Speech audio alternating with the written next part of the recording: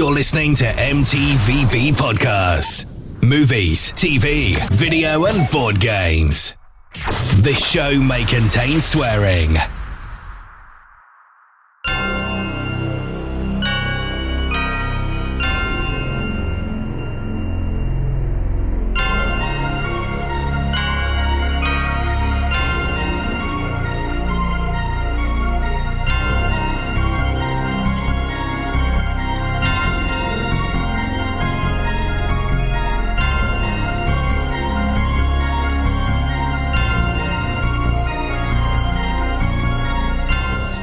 Hello, welcome to a brand new episode of the M.T.V.B. podcast, the podcast that talks about my four favorite subjects as movies, TV shows, video games, and board games. I'm your host, Anthony, as well as most people know me as the Ant-Man, and welcome to our last episode of the Spooktacular season in October.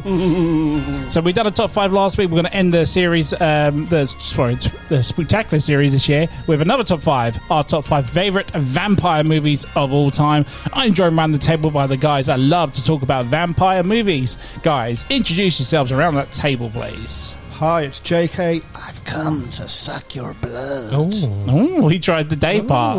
Now let's hear Dave's. And hey, it's Dave, a.k.a. the Unforgivable One, the Scion of the Night, Herald of the Blood Moon, and Prince of the Never Dawn. I love how John tried and then Dave just obliterated him on that intro. Sorry, John. I knew he would. Wow, really good. That's my I think that's topped all of them at the moment. That's this one. name. Yeah. I quite like the one you did for Hellraiser as well. That was pretty good as well. Yeah.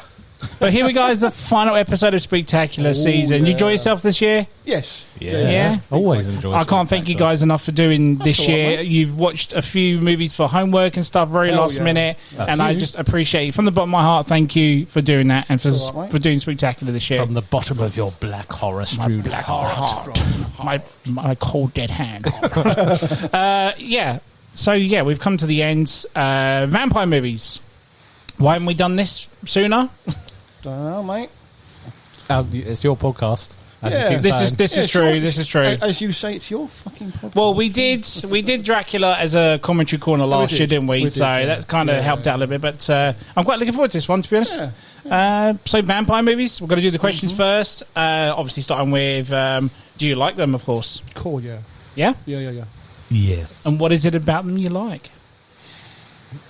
I don't know really. I mean, one of the films on my list, I was just saying beforehand that I've put it in my list not because it's a great film. To be honest with you, I think there's hundreds better than it, but it's what got me to like horror film or vampire films in the first place. I remember seeing this when I was like probably about 8 or 9 years old. I'd snuck downstairs and my mum and dad were in bed as I knew it was coming on late. It was like 1 o'clock in the morning or something. Because in them days we used to have like the TV guide. That's right, yeah. Like a little packed magazine sort of thing. And I looked at it, I knew this film was coming on, so I snuck down in the middle of the night and sat and watched this film. And I went to bed after watching it all, and I had my blankets went up right up, almost up to my nose, because I was afraid something was going to come and bite my neck during the night time. And ever since then, I've kind of like just got this. I'm not afraid of them. I just love vampire films, or vampire TV shows, or anything really to do with them. I don't know. I don't exactly know what it is. It's just I like horror films anyway, but I kind of have a particular likeness for vampire movies. Do you prefer them over, like, let's say, slasher movies, for example? Not necessarily. It depends on the film. Yeah. Okay. Like I'm quite broad with the horror films, but if it's like I say, if it is a vampire film, depending on the story or who's in it and whatever, I might be more inclined to watch that first. Okay. What about you, Dave? Yeah, I like vampire films. Yeah, I like it. Yeah, that's my line. Well, like the vampire sort of creature has been around for a long time, hasn't it? In myth, going back to hundreds of years in Eastern Europe and stuff like that. 11th or 12th century. And it's evolved, and I just like it because it's that sort of apex predator, isn't it? It's always, but it's not just violence. Usually they're portrayed with an allure of some kind, or magnetism, something along those sort of lines. Yeah. So it's nice because they sort of, it's the threat from within, isn't it? Yeah. I mean, most vampire films, there's almost like a rule book for vampires. They have to be invited in, and there's certain things, and nearly every vampire film will have that in it somehow. It'll have a rule, won't it? Never the whole shebang, is it? No. There'll obviously be something that this one can do that another normal vampire can't do, and all that will lock. But yeah, generally, yeah. I do kind of like that though. I like that there's rules of converse, because it always.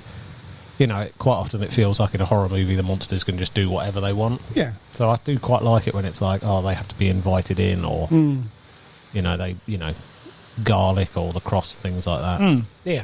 Because with slashers and all that, you don't really get the rules. It's try and defeat it, but this one has rules to actually defeat this ultimate evil. I think it always gives you a chance, doesn't it? So that you can kind of feel like there's a chance for them to get out.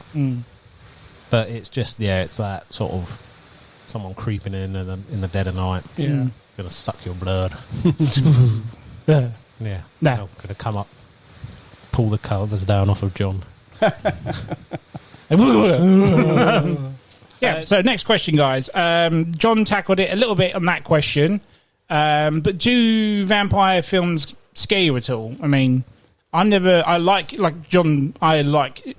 watching them, but I can't say I've ever been truthfully scared out of a vampire film, to be honest. I think they're more like jump scares than anything. Yeah. They're not, I haven't seen...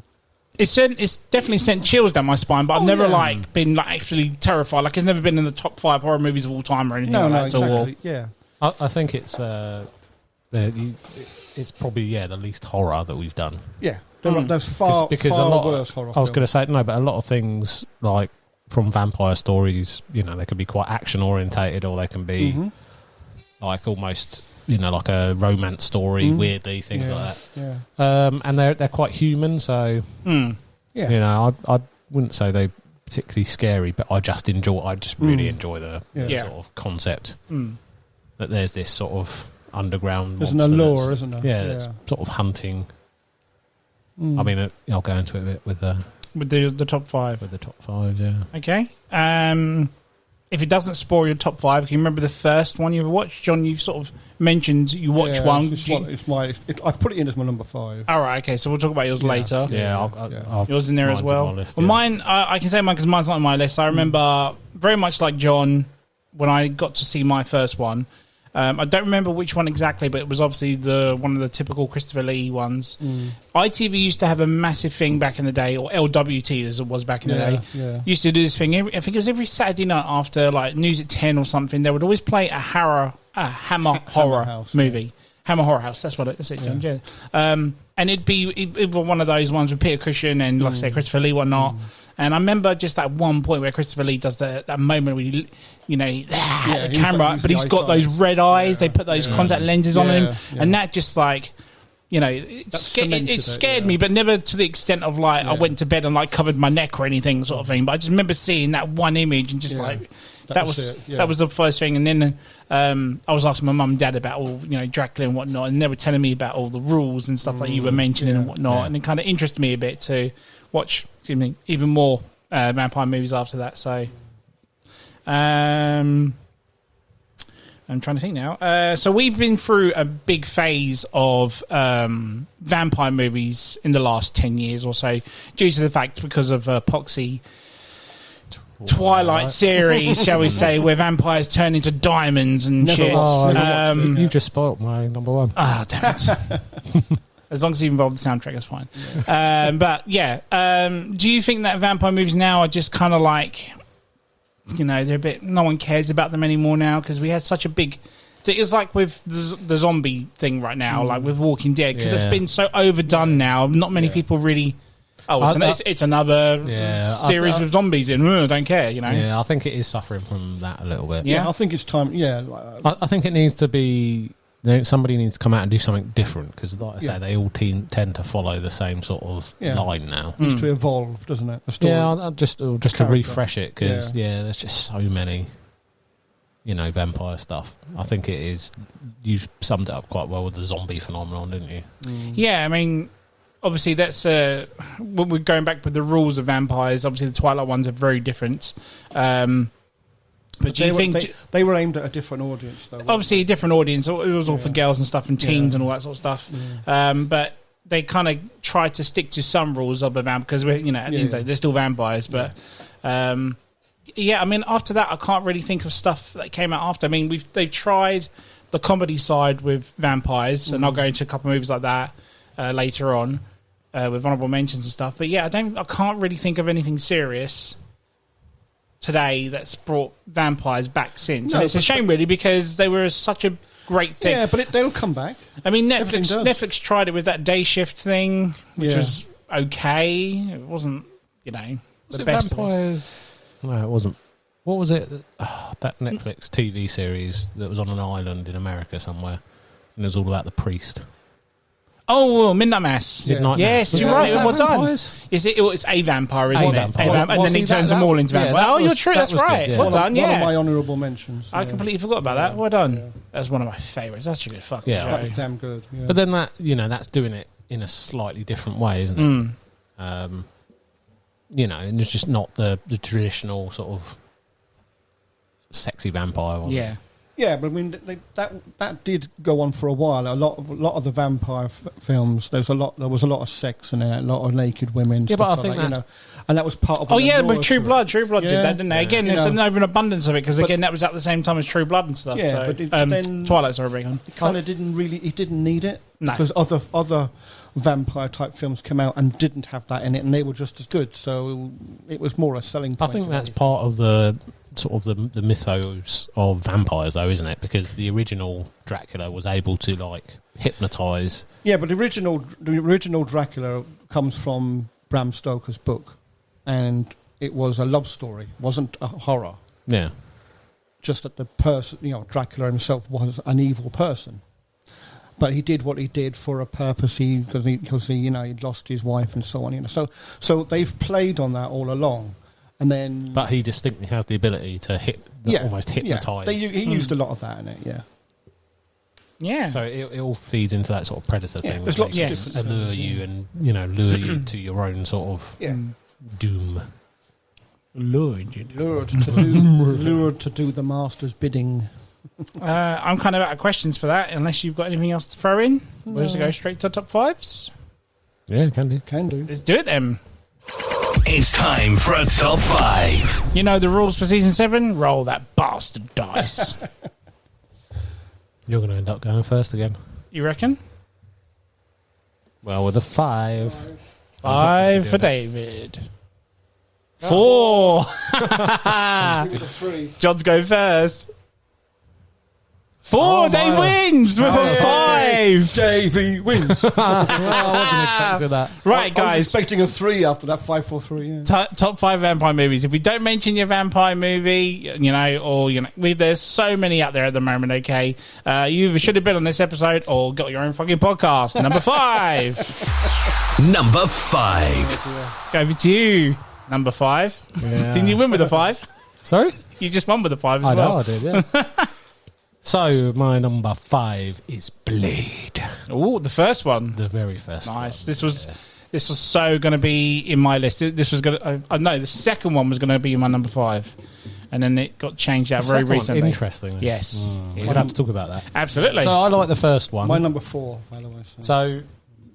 Spoiler, John. Yeah. So, no, I... For a long time, I didn't realise that this was connected to Marvel in any way. Okay. Yeah. Same. Yeah, because you're not very Marvel. Not very oriented, Marvel are you? into it. But this was the first vampire movie I watched. Oh, right. Okay. Well, this is the movie that kicked off Marvel full stop. Yeah. Well, this is just the first one I watched that was anything vampire. And so I watched this. I must have been about 12 when I watched this. Mm. So I think it came out in 1998, but I came to it a bit later or something like that. And this movie is just cool. It's kick-ass, man. How good is that opening scene? Yeah. I was just going to say, it came out in that sort of peak time for cool, Matrix-esque action fights, with lots of acrobatics and, sunglasses. Everyone. I watched this recently specifically for this episode. Yeah. And I just had this moment where I was just basking in about the 50th goon that he just destroys, that Wesley Snipes' blade destroys. Yeah. And I was like, God, it's quite easy to become a goon in, end of the Wearing 90s. all black and all you have to do is wear all black and some shades. That's it. And have a ponytail. Mm-hmm. And then, yeah, it's true. And then you could get in any sort of franchise action movie, couldn't you? Absolutely. As a goon. Especially in the 90s. Yeah, especially at the end of the 90s. But, this was just at peak cool. And being at that age as well, I think. Yeah. That was so badass, that film. Yeah, absolutely. Like, I don't know how it would be different if you came to it and watched it sort of fresh as an adult. But, like, so much about it is cool. The fact that he's, he does all these like, little looks, the character. Yeah. He has his little sword, which the blades shoot out if you don't, hit the Oh, switch yes, and yes, things. that's right. It's like a trinket, isn't it, for other people that use his sword, isn't it? Like a trick. Even some of the poses that he pulls. Yes, he draws like the little circle around. Yeah, it's so cool. Damn, this guy is so Even when he badass. just shoots a vampire with the stake on the shoulder, Yeah. and then he goes, like, puts his head down, like, all right, I just shot a guy. And the villain in this, Deacon Frost? Deacon Frost, played by Stephen Dorff. Yeah, Yes. he is such a... He's cool, man. But he Such a good is so typical of that time, isn't he? Oh, yeah, true, yeah. With the hair and that sort of look and stuff. But anyway, like you just said, that opening scene is so good. Yeah. Because you've got this guy, some just tit. who's Fucking awesome, he's mate. chasing It's off, one of my favourite chasing openings after ever. his dick, isn't he? Yeah, pretty much. This woman's brought him and to a club, and it's like at the back of a meat plant or something, like a butcher. It's like a butcher warehouse sort of thing, isn't it? Something like that. And she gets him into this secret room, and he just comes in, and all these people are dancing in this, tiled sort of like an empty swimming pool That's almost, right. with drains in the floor. And then she just literally ditches him and starts dancing with this other chick, and I was like, okay, and he doesn't know what's going on. And then and it's quite good because then I'm trying to find the song. he starts getting like drips, doesn't he? On him. And it's blood. Yes, the blood drips come down. And then the sprinklers turn on and it's just fucking blood. And then the lights come up and you see behind the DJ is a big banner that says the Bloodbath, which is obviously the name of this underground vampire club. And they're all fucking having like a blood orgy almost. Yeah. That's right. I was like, that is so cool. And then obviously we get even more cool because Blade busts in, doesn't he? Yeah, and I love the fact that they're terrified of him. Like, they know of him. So, and they're like, oh, Jesus, it's him. It's the Daywalker. So that's it. They call it the Daywalker. So another reason why I like this particularly is because it's got, it's got quite a bit of world building. So like the vampires are, have their own society. Yep. They have all these codes. I like the fact that it's not just one vampire. So you've got this whole underground of vampires, and they've got, these glyphs that they put to mark out, safe houses and, things like that. They've got their familiars, haven't they? That's Which right. are the humans that sort of sycophants that want to be the vampire or serve them. The higher order and stuff and as well and everything. They can go and, go and act out in the day and stuff like that on their master's sort of behalf, things like that. So, yeah, I love that whole... And then, like you say, and then on top of all this, there's a guy hunting them. Yeah, who is exactly, like something else. And they're, like you say, they're terrified. They all know about him. And there's some bits where the CGI doesn't sort of hold up. Like when they all start, it's early CGI when they're doing their sacrifice at the end. 'Cause they're trying to bring... Oh, with the blood god thing. They're trying to bring the blood god yeah. into existence, like the vampire god.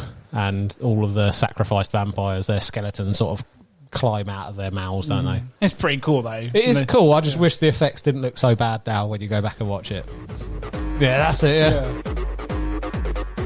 It's such a tune. To this imagine day, now. it's still a tune. I know. Come on. Just imagine now, drenched in blood, tons of thrashing That's so bodies. good, man. And then Blade walks into that and just has a massive fuck-off fight with And I love the way the all music these cuts when you see his foot. Like, Yeah. everyone's covered in blood, and Yeah. there's just this guy, this cool-ass motherfucker with the jacket and Badass, whatnot. yeah. The way he, like, stands and poses. Just, yeah. He is, Wesley Snipes is so good as him. Yeah. Whatever. I can't see anyone else playing him, man, well, to be honest. apparently there was a couple of other options. One of them was Lawrence Fishburne, and I think Too old. yeah. Well, no, this is back in Oh, in that time, yeah. yeah. One, and I think the other one was Denzel Washington. But the director at the time was like, "Nah, it needs to be Wesley Snipes. Yeah. And he does Blade good. Oh, in God, this. yeah. He is so good. Whatever you think of him in the, other I like ones the and Blade stuff like that. films. There was one or two of them were a bit weaker. But The third one. There's a typical Wesley Snipes part in that film where he gets shot. And the security guard shooting goes, "Motherfucker, you're out your damn mind!" But and it's number 3, don't even mention 3. Yeah, Jesus. it like I say, number 1's really good. I like that sort of he's hunting them. You say like 2, which is interesting because I like 2. I do like 2, but I don't like it in the fact that it's a bit more of a, he's working with the vampires, and then you've got your stereotypical like team that's assembled of all like different vampire specialists. It's got some really like well-known names in it that I didn't realise when I watched that. 'Cause again, I was like 13 or 14. Well, how did I like Ron Perlman and Luke Goss Ron and all Perlman. that. It's got Donnie. Is it Donnie Yen? Yeah. Who does nothing in it. I don't even think he says anything. Chris No, he can't say anything. And a very young Norman Reedus. yes. Yes, you're right. It Chris plays Christopherson Scud. as well. Scud. Yeah. And Cat's in it from Red Dwarf. Yes, Do you know that? Danny John Jules. That's it, yeah. Because he's the one of the vampires, isn't he? But like, My name is Assad. This. yeah, I do like to. I like like I say when Scud betrayed them, I was like, oh shit, and he had the tattoo with got the the- marking on the yeah. inside because they've figured it out and they've been wising up to Blade and things like that. And I was like at the end when she was like, she just gets bitten for no reason though, and he carries her out into the sunshine and she just burns. I was like, I think she was kind of like just done with it though, Yeah, wasn't she? At the end of the I day, suppose so, yeah. her father had died. Her brother was the cause of everything in the day.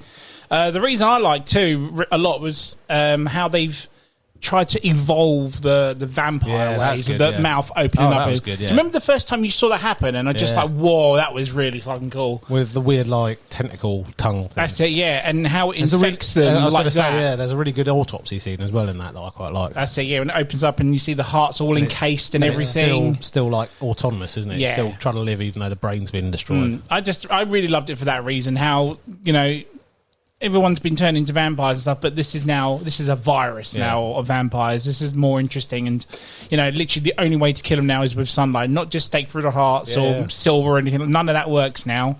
The fact that they created this version of vampire now, which is like a killing machine, but Blade was that one thing they needed to make it ultimate and undefeatable, wasn't it? Well, they did that before him. They didn't have Blade's blood at that point. No, that's what I'm saying. That's what they needed him to do that. If they had Blade blood, he's a mistake, isn't he? Because he needs to feed, otherwise he burns up. They've got a really short lifespan unless they're constantly feeding. yeah, that's right. Yeah, so anyway, Blade. And Blade 2, close follow. I just don't like it as much because it's a bit more of a... It's a different film, really, isn't it? Yeah, I mean, it's very tough between the two. I mean, there are moments I love one, there are moments I love two. I kind of like Blade on his own just being something else. Like, Yeah, I see where you're coming from. It was a bit more serious, the first one, wasn't it, as well? Although, props to Ron Perlman's or Reinhardt's fucking hairstyle. Do you remember what that is? Yeah. Do you remember what his fucking hairstyle is? Reinhardt. He's just bald, isn't he? No, he's got like a handlebar moustache, so it comes under his nose, goes down. Oh, it goes round to his chin, sideburns, doesn't it? then goes up the sideburns, and then round the back of his head. See, I only remember when he's got the thing on the back of his head. And Yeah, he goes, you can see there's he's like, can't see in the dark, you fucking nipple head. Yeah, that's a good line. But there's literally like a line of hair underneath the nipple that goes round and then joins in. So he's got like one continuous line of hair that goes around his whole fucking head and face. Yeah. Like, what was that? I didn't realise it attached to the beard, but yeah. Yeah, if you go back pretty and cool. watch it, look for it. It attaches to the beard. What is that hair? Okay. But you talking about the part where he beats up all the guys and stuff in Blade 1. Yeah. And at the end. Did you notice a certain part where he rips a guy's throat? Yeah. And he throws... So technically he's removed his Adam's apple, right? Right. On that part. That's why he's like... Ah! And next minute he throws... It's literally an apple core. Is it? At the next guy. You ever watch it again? No. Because he's removed Adam's apple. He's thrown an apple core at the next guy. It's brilliant. It's like a little in-joke, and I don't know if anyone ever notices that. I didn't notice that. I was watching... Yeah, like I But said. there's obviously the last line he uses to defeat Deacon Frost at the end. Do you remember what it is? Well, he gets the vials, doesn't he? Yeah, and then he says something before he kicks the last one in. Do you remember what it says? No. Some motherfuckers are always trying to ice skate uphill. Hang Okay. Like, what the fuck? Nothing like See You in Hell or anything like that at all, but no. He gets away with it. But if you ever... Interesting fact about the movie is that if you ever watch or get a hold of if you've got it on Blu-ray or something, there's deleted scenes where they actually were doing an actual massive blood god at the end, but I was going to say, I read, because I watched it on Amazon Prime, and you've got the notes, which is the commentary track. They did say that it was there was only one, I think it was Blade 2, that was the only one that had the original ending. Right. Like the other two, I think, had some quite considerate reshoots. And on one, like I said, they got it to an audience test screening. Yeah. And it did so badly that they had to change the whole ending. Okay. It didn't say anything about there being a blood god physically there, but they said but it mentioned that there was no sword fight between Deacon and Blade. So I imagine... No. As I say, he literally turns into this massive blood. There are like very early visual effects shots for it, but it's not complete. Oh, okay. So you see what they were going for, but it just I still don't think it would have. Because for a god of the vampires, he's not actually that powerful, is he? No, not if he's getting killed by vials of chemistry. He doesn't even have any powers. He just gets red eyes. Well, no, he was like super fast, and he can regenerate as well. He can bring his arm back and stuff. He cuts him in half, and it sticks him back together again. Yeah, I suppose. But it didn't work. No, it didn't work too well. Didn't work too well for him. Anyway, my number 5. Good shot. Good shout. Should I say not good shot? Good shout. Good shout. My number 5. Oh, John, would you like to go next? No, go on. Okay. My number 5 is a very recent vampire film. Ooh. I watched it very recently, and I really fucking love this film. It's probably going to be in my top 5 of the year, and it is The Last Voyage of the Demeter. Have you seen that? Yes, I have. I want to see that. My number 5. Is it cinema or is that? No, it's been delayed from cinema. Delayed, and I managed to so you managed to watch a hooky copy, as John would say. You got a hooky copy, yeah? I watched a hooky copy of it, but no, it was a HD version of it. But I don't spoil. I won't spoil it, but I love this film, and the very reason why I put this on here is it's very much a good callback to bringing vampire films back. So what I was saying earlier on about stuff not coming out being very good for vampire films. I really like this. It's a shame that this never made it to our cinema in the end. But I hope it is coming. Cineworld have said it is coming. I hope it does get some sort of release because it fucking deserves it. If you know the story of Dracula, it's basically a part in the story where he has to travel his body from Transylvania, Romania, all the way over to England, to London, isn't it? And this is essentially the story about how he gets there and the ship he's carried on, called the Demeter, of course. And it's about him taking the crew out one by one and eventually then finding out it is the Lord of Darkness, Dracula himself. Yeah. I won't go into it too much because, like I said, you two haven't seen it, but there are moments in this that just, it's shot so well. There are, very well, going back to our last episode about jump scares, there's some very good intentioned jump scares into this as well. The whole fact it sort of plays on like being a murder mystery as well. People are thinking that other people are doing this. It spends a lot of time with the crew itself. So every character, very much like Aliens, how it builds up the characters. So this guy's like this. In this film, one's a racist, one's like the cook, and one's like I can't remember where it was now. But anyway, it builds up so much on him. So when they actually die and like stuff, you're like, oh, I kind of wanted him to go to survive and all that sort of stuff. But then how it plays on them, you can tell why they go, well, he did it. He's going around killing all the stuff and whatnot. And it just plays out so well. I mean, the ending was a bit odd because when you watch it, you'll see what I mean. But still didn't interrupt my experience of it. So I still think it was good enough. Yeah, I mean, and Dracula himself in this is one form of him. Like if you know this, the legend of Dracula, he can change into bats and all this sort of stuff. Smoke. Yeah. He stays as this one thing, which I'm kind of glad he does, because if it ever changed to the human form of it, then it would be a bit silly. Yeah. But this was quite terrifying at one point as well. It puts you in that... It's the situation they're in, because they're on a boat, they're in the middle of the ocean, they've got no lifeboats, they can't leave this fucking thing. No, but there is a Dracula killing them off one by one. Yeah. And of course, they don't realise, obviously. Yeah, it's quite... it's that position like being on a ship in Alien. Like, you can't escape it because you're out in space. Yeah. You're stuck with this thing on there. Yeah. So I kind of like that aspect of the film as well. So I had to put this on here because I think this is a really good comeback for vampire films. and I hope you guys get to see it. If you want to come and watch it here one night, I don't care. Oh, I will. But just give it a go. I really enjoyed it. It's my number 5. John, what's your number 5? It's interesting that it's going back to the original story as well. Yes, yeah, it's good. It's a good. part It's of not the story that hasn't really been done properly. But it just shows how timeless that tale Yeah, because they always just mention it in the Dracula films that they've travelled. A few men have died. They gloss over that. They gloss it exactly because it's always been big castle, scary man, woman, blah blah blah. But the actual voyage itself, the actual the part where he goes to England, they literally in any film other than one other thing and this, and I will mention the other thing later. Okay.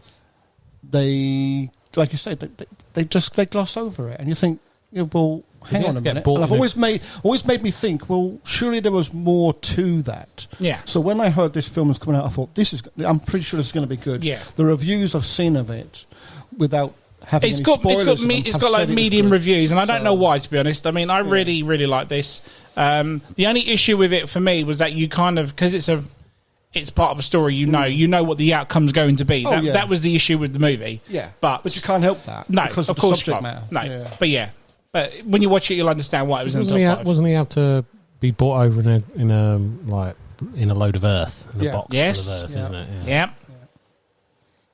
I'll leave it at that and then watch the film. John, what's your number 5? Right, my number 5 isn't necessarily a film.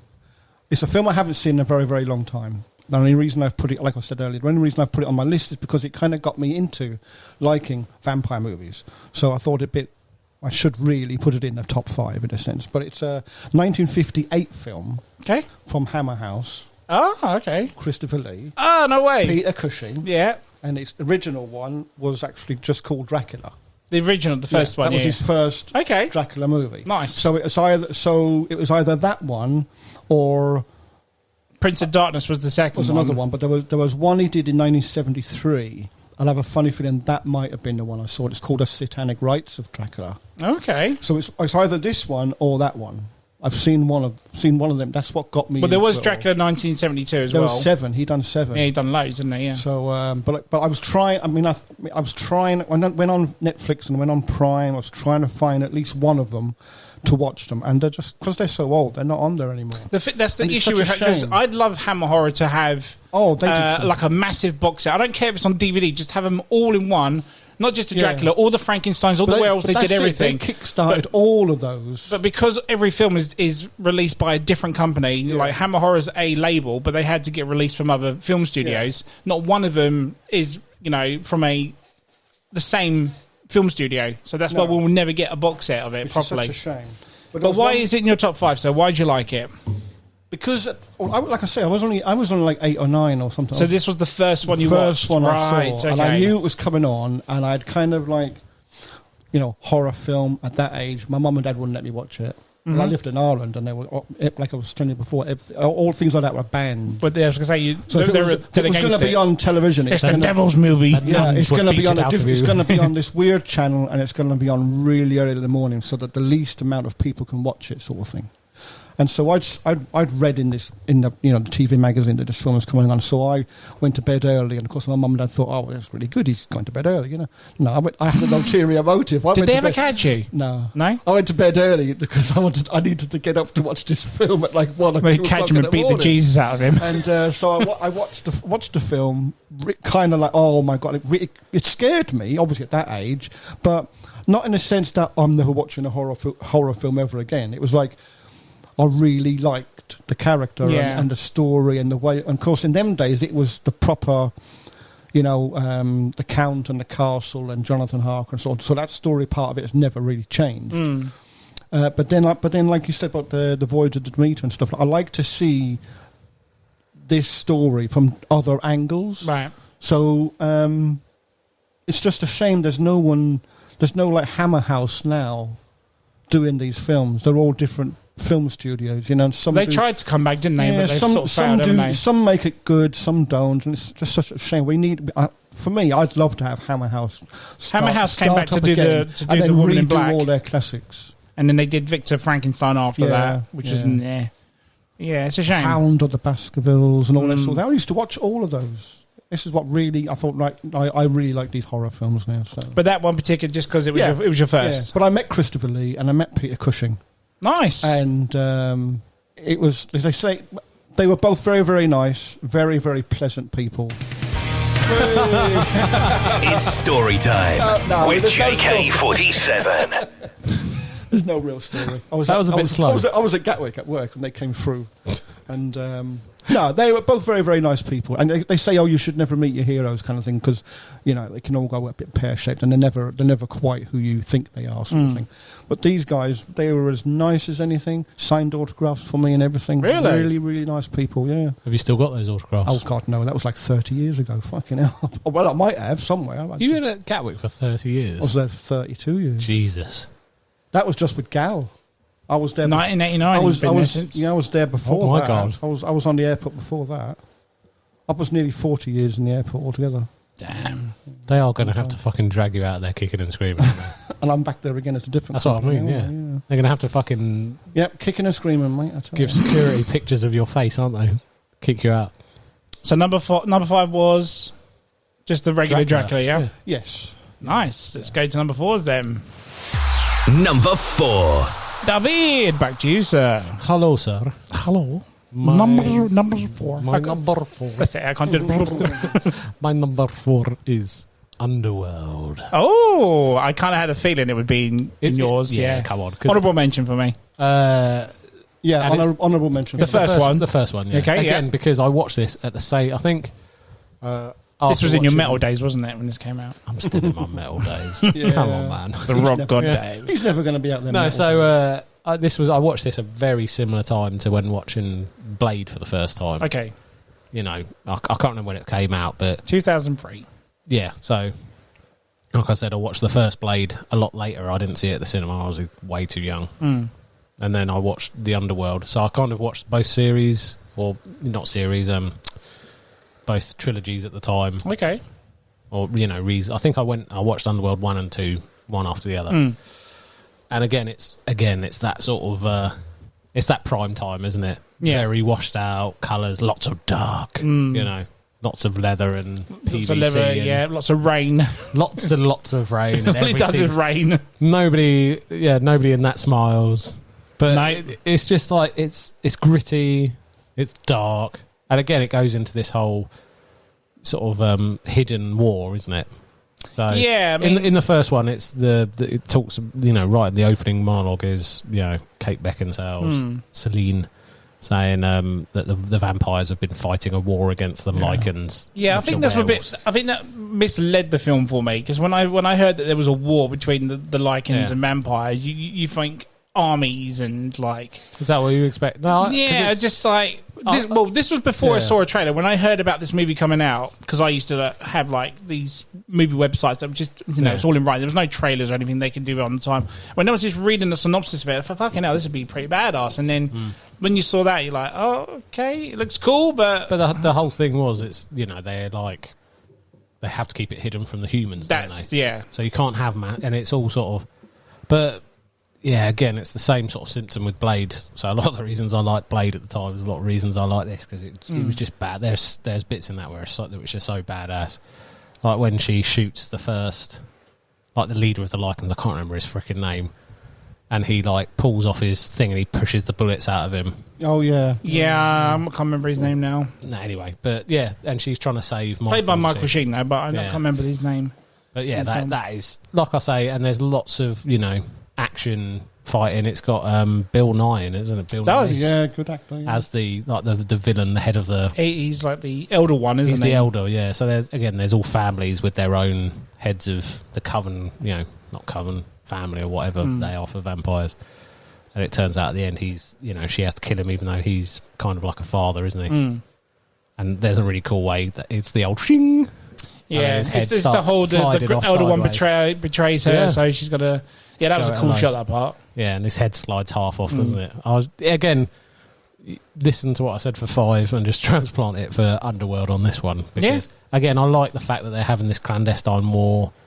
You've got like the vampires who are fast and violent, but then you've got the Lycans can change into the into their werewolf Yeah, form. like and- instantly as well. Like Yeah, they in do it most on- werewolf movies, yeah. they take forever to train. No, they These just guys go- can just do it. Oh, yeah. Face comes Yeah. out. Violence, lots of cool gun stuff.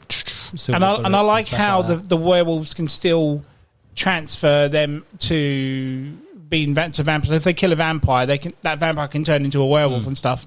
And I like how opposite wise they. They've got the silver bullets, whereas Lycans are creating bullets with light in it, yeah. UV1. That's it, UV1s and stuff. It's so many cool little. This is what I say. trinkets I in like there. the sort of and the fact that the third one sort of went back, but it wasn't as good because obviously the Lycans were sort of slaves to the vampires and things like that. It needed that. I think it needed a prequel definitely. I just I think it went too far away from 1 and 2 in style almost. I love 2. 2's setting. my fucking favourite, man. But yeah, like I say, plus she looks damn hot in that. Of course, reasons why I go back to it. Oh yeah, same here. My guilty pleasure. That and the shot with the round I was just about to say that. Another badass where she shoots the floor. machine gun pistol things at the floor in a circle, spins round, and then the floor drops through. Yeah. She drops through it, and the next minute the werewolf just drops down with her. Like all that for that. Yeah. But it's a cool shot though. No, like I say, this is full of that sort of cheesy action, vampire. Yeah, right up my street. Especially number 2 just doesn't stop. It's like full on. Yeah. That's why I think I like 2. You just like 2s, don't you? I do. Both Blade 2 and Underworld Evolution are just not. They from start to finish is non-stop action. And the second one, when he pulls the chopper down, oh come on, dude, that is cool. It is good, yeah. Yeah. But again, I'm talking out of nostalgia here. Of course, yeah. That was the first one that I watched, and like I say, I was in that phase where just stuff like that was so cool. Yeah. Plus Marcus, man. Marcus is a wicked elder vampire. But yeah, good shout. Bill Nye, isn't it? Yeah. Your number 4? I'm trying to think what it is now. Yes, my number 4. My number 4. Sorry, I had a mind block there for a sec. Is Interview with the Vampire with Tom Cruise and Brad Pitt. Yeah. And Rice's, yep. So I remember when this movie came out. I was just a kid at the time, but I didn't know what the big fuss was about until years and years later. I obviously grew up watching more movies, getting into more movies and stuff, and looking back at it now, I just think it's a really damn good vampire film. I think because I'm thinking of it in terms of more of Brad Pitt's character than Tom Cruise. Tom Cruise is the star of it, let's face it, full stop. But it's the struggle of being a vampire, which is what I love about this film. I've never seen it. If you're not, never seen it. I won't go into it too much then for John's. No, for John's sake. But No, doesn't matter. Go on. But it's like when he's. So it's about Brad Pitt, but it stars Tom Cruise. And Tom Cruise is the vampire that turns Brad Pitt into the vampire because his life's just out of, he's on the verge of killing himself, isn't he? Was it Lestat? His name? Lestat is Tom Cruise, and so essentially Tom Cruise turns him because he wants company. He's walking this earth forever. He's forever eternal, and he just wants someone to be a companion with or be friends with and whatnot. Obviously, that's why he turns Brad Pitt, and then Brad Pitt, you go through his phase of him living his life as a vampire, how he has to feed and how he has to go undercover and how he has to bring up being, living forever, meeting new people on and off, starting relationships with other people that are going to die many years to come and stuff. Exactly. So, and there's the bit in the theatre, isn't there, with the other vampires? Yes, is that with Antonio Banderas? Yeah. Yes. But I'll come to that in a second. Oh, okay. There's also Kirsten Dunst in it as well. She is an absolute scene stealer in this movie. But again, she is when she's in this film, she's just a child. But her mum's just died of the Great Plague.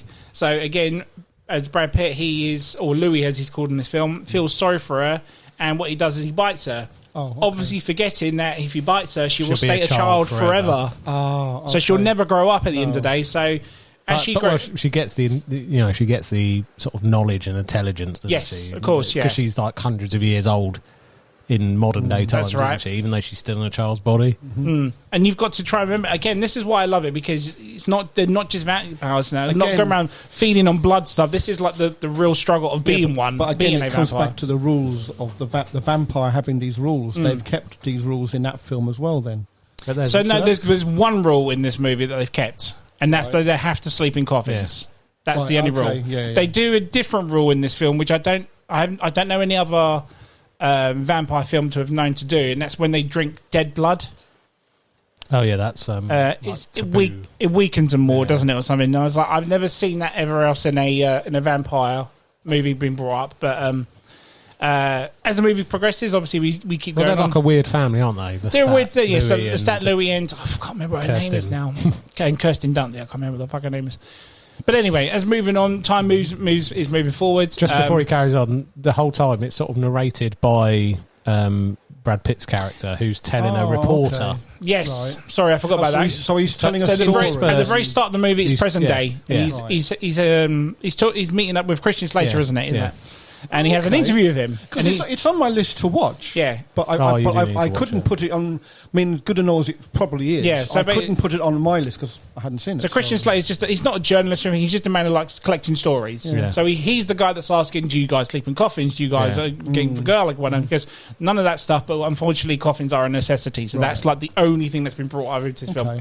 But there's a part where they portray Lestat. There's a reason for it. Watch the movie. I'm not going to say why. And they move on. They meet other vampires. I need to find out that, you can't have a child vampire. That's against our rules and all that sort of stuff. There's so much more to it. Yeah, there's a lot of stars in it as well. Very young, of course. But I remember it coming out. And but this I just never got around to watching this it. was the movie that sort of fascinated me with the whole vampire thing. So after I watched the movie, I read the book, I read the sequels to it as well. Got me into the mythology of it a little bit more and whatnot, and I don't know what it is. It's always just stuck with me since, and and that's why I really like this film as a vampire movie. Anyway, number 2 of my thing was sort of similar to this, so that's why it's on there. They're on there because you've got this sort of almost like elder vampire, who's Lestat, who's like always sort of like. Like that sort of noble, isn't he? He sort of knows everything. He's in. Yes. He sort of like guides. And it's also a film where it's not about vampire hunting or about people trying to kill vampires. It's not anything like that. So and it's it's not literally about about them and living their life. And how they live their life, isn't And it? Dracula's not in it. And Dracula's not in it, no. Exactly. So, it's a nice, different type of vampire film. That's probably. I probably will enjoy watching that then. Mate, I highly recommend it. I'm very surprised you've never seen it. But I'm not spoiling anything for you, so don't worry. Don't worry. I always wanted to watch it, and just when I was going through the list, you see, I was going, shit, I've never seen that. So I couldn't put it on there. Okay. But no, give it a go. I will, yeah. Please do. Yeah. That's my number 4. I came to that late. And John, what's your number 4? We know My number it's 4 Blade. was Blade. Was Blade? So do you want to say anything about it? No, not really. No. No? I liked it. I liked it. Well, I liked it. Yeah, Dave pretty much I must admit, I did like Chris Christopherson's character. So Of course, Whistler. Yeah. I always like Pearl. Yeah. Pearl. Is Pearl in the second one? That's the first one. First one, isn't Yeah, it? it reminds me of an ex-girlfriend of mine. Moving on anyway. Moving on. Wow. Pearl's a bloke though, isn't it? Pearl's a singer. I can't remember. Because It looks like a woman, doesn't it? I know it looks like a woman, but it's got massive fat titties. Then because they show them. It's true, yeah. You need me, Deacon. She moved. That's nothing. Yeah. It's just a... Yeah. All right, then we'll move on to number 3s then. Number 3. And back to you, David. Okie dokie then. My number 3, From Dusk Till Dawn. Ooh, I love this movie. This movie. I watched this movie so much as a kid. Yeah, I watched it as a kid as well. Yeah. Fucking awesome, this movie, isn't it? Yeah. Like, basic gist is there's 2 guys. They're criminals, aren't they? Yeah, George Clooney and Quentin Tarantino. Quentin Tarantino himself. Well, Quentin Tarantino gets his weird foot fetish thing again, doesn't he? Always does this. Yeah. This movie always... Quentin Tarantino fans are like, he made this vampire. No, he didn't. He just wrote it. Moving on anyway. Yeah. But anyway, they both end up in this bar, don't they? It's like a biker bar, Yes.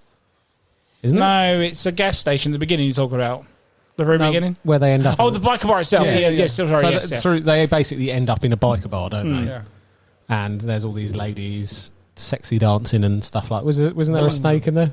There's a She Yeah, dances with a there's snake some and things Hayek like that. dancing with the snake, yeah. And you've got I can't remember the actor's name with the little fucking awesome belt gun. Tom Savini. Tom Savini. Yeah, Yes. I actually met him as well. Oh, wow. Yeah, I think he talked about it Yeah. in the I must have done, yeah. in the Previous episode. no the Day of the Dead or Dawn of the Dead. Oh, yes, you're right. I did, yes. Yeah. Yes, yeah, you're right. But yeah, he's got the fucking what is it called? It's Penis the gun. Penis. It's like- yeah. yeah, but it's called something, isn't it? Fuck! John Google. Hang on. He's, no, in the movie. In In the movie, he's called Sex Machine, but I can't remember what the gun's called. Yeah, because it's like a little belt buckle and pistol pops out of it, doesn't it? Yeah. But anyway, they basically find out they've just stumbled into a fucking whole club of... Let's go back a bit, because the thing I love about this movie is the twist and turn about it, because the first half, if you think about it's like a crime. It's like a crime, thriller, drama maybe type thing. Yeah. And the next minute, it's a fucking vampire film all of a sudden. From out of nowhere, like Randy Orton. I must admit, I didn't see that coming. No, but I did enjoy so good, it. though. But then you're watching it, and I was watching it, I was thinking, why is this called From Dusk Till Dawn then? And obviously, because they got to survive the night, haven't they? So, they end up in this... this sort of club thing, or do you remember what it's called? Strip club, isn't it? No, I can't remember. Right, what is it? Titty twister. It is. Yeah. And you got the Mexican at the front. We got Spanish pussy, black pussy, white pussy, smelly pussy. We got snapping pussy. True, yeah. But and then it just turns into like a fucking action. Just a full-on bloodfest, isn't it? Yeah. Like, they lock him in, and then the one woman's like, dinner is served. Yeah. The next minute, it's just fucking... Yeah. Fuck, I'm going to watch this movie after this episode. A really good film. Like I say, it's... What I realised when I was writing this list is, like I say, we're doing a horror one, but a lot of these have been more action. Yeah. Like the first two, Blade and Underworld, were quite action-based rather than sort This of... is quite horrific, though. So this is more gory horror, Yeah. There's a lot of, sort of action gore, isn't there? Fighting vampires off and things like but that. this is true to a lot of how vampires die, like eating crucifixes melts them, and the sign of the cross keeps them away and stuff like that. Well, you've got to have some edge, haven't you? Absolutely. Yeah, that's the gun. What's it called? Has it got a name for it? I don't think it does, to be honest. Just a crotch gun. No. Crotch gun. Yeah. Do you reckon you can actually get a crotch gun Absolutely. in America? Yeah. It's got to be in America, Wouldn't isn't it? surprise me. I love that part of that film where the vampire goes to him. He's like, what the fuck? And he just shoots his dick. It's so good. But yeah, this movie, like I say, I don't know what more to say about it. It's just... I think it's phenomenal. It's one of those films where it's a really where good action, violent gore fest with some big names in it. Yeah. Do you remember the band starts playing with body pieces? Like Yes. there's like a impaled person and then turn him into a guitar and That stuff is like that. so mental, isn't it? That, like, you can't get away with that this day and Oh age. mate, can it's you? absolutely crazy. But the characters are great in this as well. And the build up from is brilliant. Like we talk about George Clooney. George Clooney is essentially a bad guy at the beginning, and he turns out to be... Well, you're rooting for him. You root for him, don't you? If you will. Till the But that has a great opening scene as well, without any vampires in it. Yeah. There's a great opening scene in that movie. Robert Rodriguez, fantastic director as always. He's one of my favourites when it comes to like gunfights and stuff like that, and gore, whatnot. But again, Quentin Tarantino wrote... Why he never directed this, I've no idea, because he wrote a fantastic script for this as well. At the very He's end. not even in it that long, is he? No, he's not even in that long, but I just love the fact how when you can tell it's his writing when it's like, what happened to you? Were they psychos? Did they look like psychos? Psychos do not explode when sunlight touches them. I don't give a fuck how crazy they are. It's just so good. But yeah. Oh, a good shout. So again, very nearly on my list. I was going to say, completely forgot about it as well. Yeah. Like, It's an honourable mention. just completely... It was in and out. It was going in and out of the list. And I thought, no, I've got to take it out last minute. I was thinking, and I was just... It just popped into my head, and I was like, "Oh shit, yeah, that's again, that is a vampire film." Yeah, absolutely. Again, the reason I didn't put it in my list is because I watched that religiously as a kid. I freaking know that movie in and out, quote for quote, everything. Just, but I'm kind of glad I didn't put it on the list, to be honest. It's a good shout. Right, anything else? I was going to say anything else you want to say about it now before we move on? I love the end shot, the very end shot of that film. What, with the burning? No. So they drive away, don't they? They all drive off in the end. They pan out from... And there's a big pit behind, isn't there? It's a big pit, and you find out it's a pyramid in the end, like an old Mexican pyramid sort of thing, that is good. buried underneath, and like, fuck, that's awesome. Yeah. And I'm just kind of gutted that I didn't number 2 and 3 were just like straight to DVD movies. Yeah. It's like they could have actually done... Shame, because they had a good story there. Yeah, as I was saying, because... You've got the pyramid now, so they could could have done better. And that was just the top of the pyramid with those vampires. Like, you could have explored a bit more with it down there. And and it's a shame they never done the big budget. It's like with Starship Troopers 2, how they never went to the big budget thing again. Yeah, it did suffer from that, didn't it? Like straight to TV. That was a bad time for straight to TV, wasn't it? It was. But it did have Same Robert with Patrick Starship in it. Troopers too. Yeah. Probably worth watching it. But No, it's a film I'd love to watch again. yeah, too right. Wow, when we fucking The do TV these, show we- of it was quite good as well. Sorry? The TV show. See, I of it never was watched the quite good. TV show. Is it Oh, I worth did, it? yeah. I didn't even know there was a TV Yeah. show for it. It was on Netflix for a while, wasn't it? Yeah. I might go back if they It was re-release quite it. good. That's the problem when we do these fucking episodes. We end up going away with more to watch than when Yeah, we came I into know, it. So yeah. it gives Tell me us a about chance to do more episodes then. Yeah. No, because we're just watching stuff we've already talked about. See, next year we're going to have to do vampire TV shows. Well, there's only Just one at the True moment. Oh no, there's a, Bat and there's True a- Blood. Everyone's going to have the same there's a few, answers. Midnight Mass. There's a few. Yeah, go on. But we'll move on. Unless you want anything else on that, sir? No?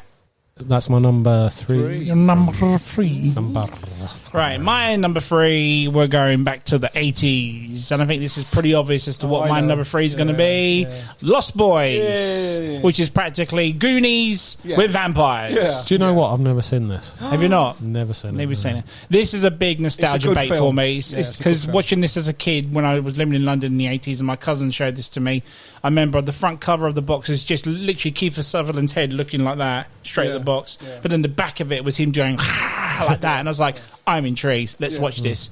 And then we started watching it and Corey Feldman pops up and whatnot. I was like, holy shit, it's Mal from Goonies and Yeah. whatnot. And then he's literally playing the same character but just with a headband and he's a vampire hunter in it, really. But no, what can I say about this? This is probably one of the reasons on it as well, because it's one of my wife's favourites as well. We were talking about this list. She's like, you better put Lost Boys. I was like, totally going in there. Yeah. We love watching this movie. When it gets re-released for Blu-ray, cinema, 4K, we're always there, fucking front row. Soundtrack is amazing. It's one of those ones with a great soundtrack to it. Great cast as well, obviously all very young. Directed by Joel Schumacher, who ended up doing Batman and Falling Down and all that sort of stuff. So I want to go on to it, but I won't because you've not seen it. But I mean, you can do if you want. no, it's fine. But everyone who obviously is listening to this and knows Lost Boys, you know what I'm talking about. You know it's why it's my number 3. There is a lot more to it. There are the aspects of Kiefer Sutherland is kind of like the Dracula trying to get new kids to become vampires, and how he does it differently because in the typical Dracula movies, he feeds them their blood, doesn't he? He cuts a vein and lets them drink and stuff, where he kind of like bullies kids, if you will, and he he's like, how far are you willing to go? You're willing to try this stunt out instead, rah, rah, rah. And the next minute he's like, here, drink this bottle of wine. It's really good stuff. It's good shit. Obviously turns out to be his blood, and it's slowly progressing to turn people into vampires and stuff. But obviously younger boys his age, he's probably been a vampire for fucking ages, you know. What's the tagline for this film? It's like sleep all day, party all night. It's fun to be a vampire. Hence why, it's all about, being young and again, living the life as a vampire, whatnot. But we don't really see them be vampires until, again, good 40 minutes into it. You obviously get the gist that he is one of them, but when you actually see them turn, and they've obviously got the bright red eyes and the long fucking 80s fangs. Obviously, it's like different type of fangs for every type of decade, isn't there? But, oh man, it's just so good. Because the original Nosferatu the front 2 teeth. It was just the front 2, as opposed to the canines. Yeah, and I'm looking forward to that remake as well. Because it's done by the guy who did Norseman and Lighthouse. Oh, yeah. Is it? Yeah. I'm down for that. Yeah, I'm looking forward to that. Boys?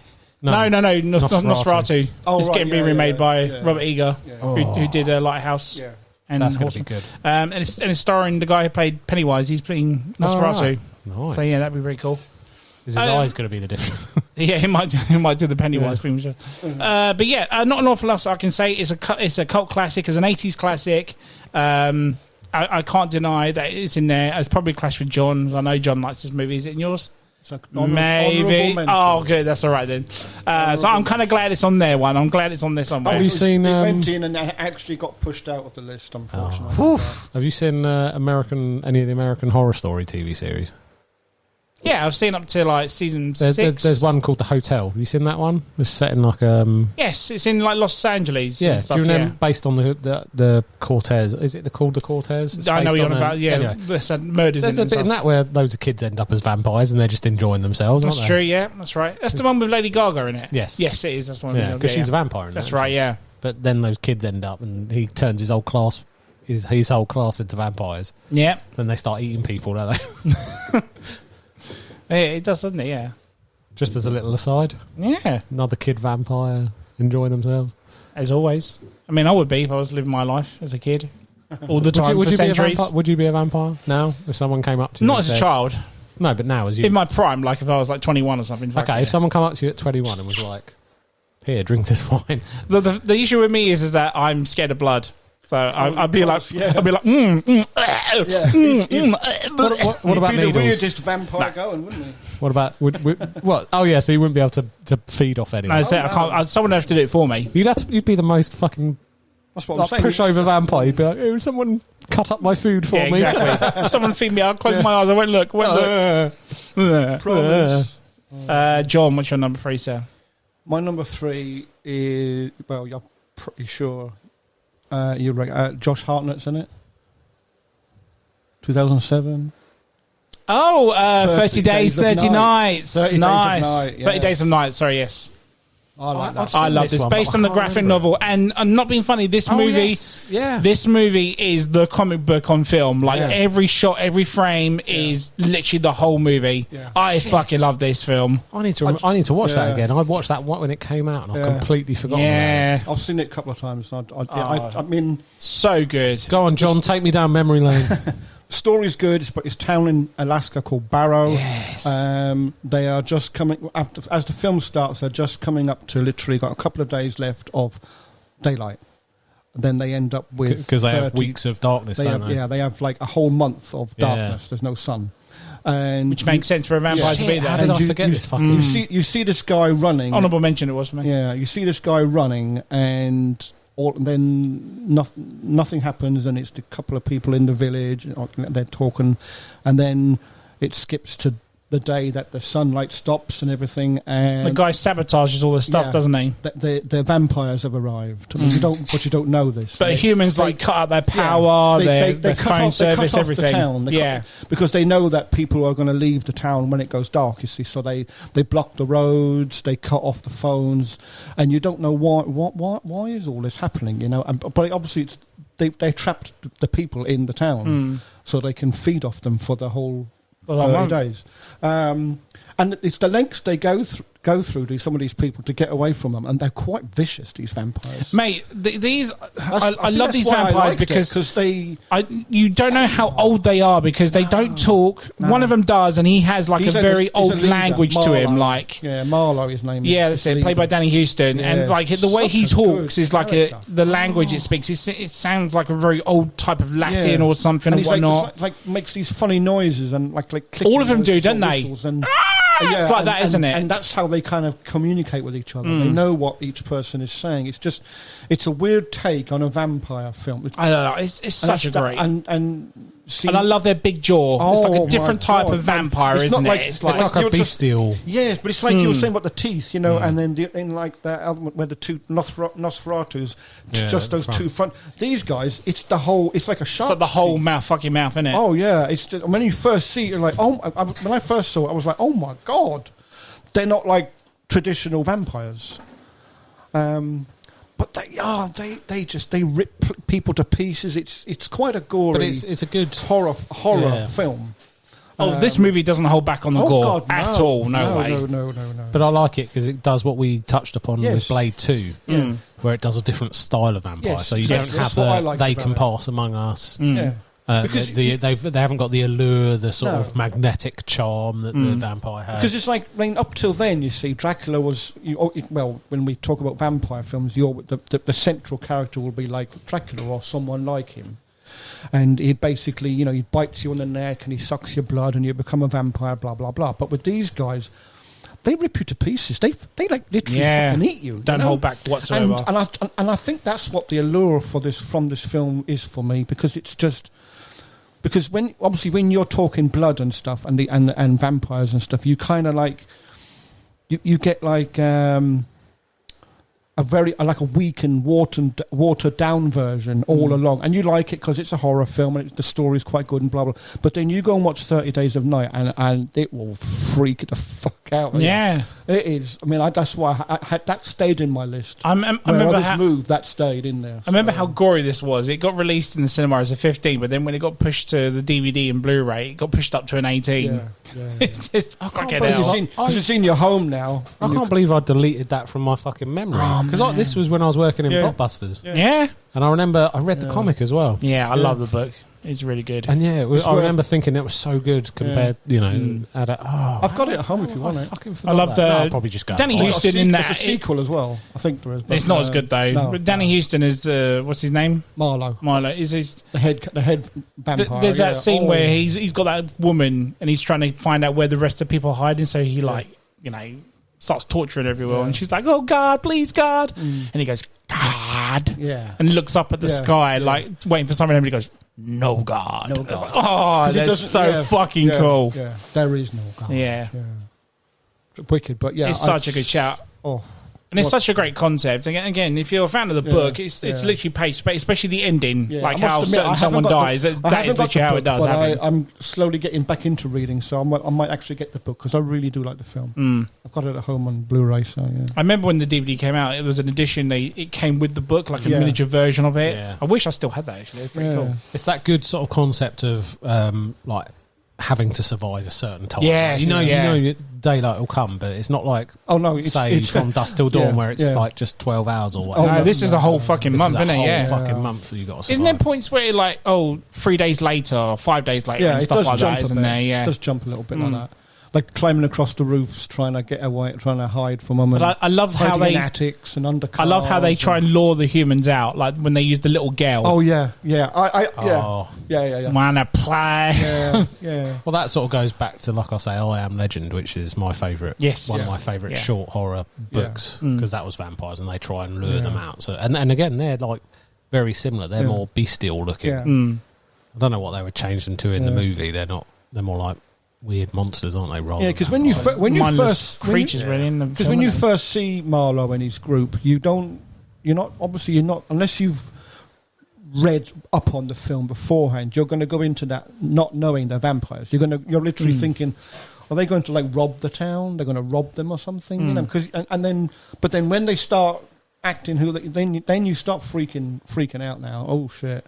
So it's one of them films you do want to go in blind. I think you appreciate it more. And Ben Foster is the guy who sabotages them, the human and sabotages them. Like he's got some great one-liners in there. He's like, you hear that? Out there? That's death awaiting you. That's death awaiting. So good. I love Ben Foster. He's a great actor. But yeah, good shout, John. That was an honourable mention for me, definitely. Really good, very close. But well, good pick, sir. Let's do the number twos. Number 2. David? Number 2, it's a Clash Interview with a Vampire. Oh, no way. Okay. So I came to this really late. Mm-hmm. Like, I think I only watched it a couple of years ago. Okay. Maybe even a year ago, because I think I remember you or G talking about it. Okay. Probably you, let's face it, because I don't know if G really does vampire movies. But I'm sure you brought it up or something, and I was like, yeah, I've heard of this. Because it's always in, you read articles about vampire stuff or... Must have brought up at some point, yeah. It always comes up, and it's always very sort of well spoken of. And I remember watching it, and it, like you touched on, it's a very different vampire story. Like, it's almost like there's this weird connection between Brad Pitt and Tom Cruise's characters, isn't it? It's almost like love. Absolutely, yeah. And like I say, they build this weird family together, don't they? Because he's turned the girl... even though you shouldn't really turn children and stuff like that. And they kind of both trying to like co-parent, almost look after her, aren't they? Yeah, they're constantly doing it, aren't they, for that film? So it's a weird, like you say, it's a weird, and it's a good look at how that life, even though, it's sort of sold at the beginning as, you'll have eternal youth and health and... you'll stay this way sort of forever. And it's right saying it, but then we actually get to see it. Yeah, it's a bit of a curse, isn't it, really? Isn't it? It is, yeah. Like you say, all the people you love are going to die of old age unless you turn them, and then you're sort of condemning them to... eternity. And like I say, there's some... That scene with Antonio Banderas' group. Yeah, that's the one in the church you were talking about, wasn't it? Yeah. It's like a show, isn't it? Where that's right. 'cause Yes, he kills someone, doesn't he? in front of an audience. In front of a fucking audience. But they and play then it like it's like a feeding, play, isn't it? And they're pretending it's like fake. And everyone in the audience is like, "Oh, this is cutting edge drama." This is theatre work and the magic of the theatre. And it's not. They're just fucking eating someone. Literally eating some woman. Yeah. I was like, damn, this. It's an amazing movie. I kind of like the way it's done. Interspersed as he's telling someone the truth to sort of get rid telling of all his story, the isn't myths, it? Yeah. It's like finally going down on sort of record and putting sort of the myth straight kind of thing, like with no vampire is affected by crosses and stuff like that. And it's like going towards the end where Louis like gets to terms with towards the times we're living now. Like there's a point where he mentions, I actually got to see a sunrise and he's literally just watching a movie, isn't he? And it's like, I haven't seen one of those for 700 years or something, whatever it is.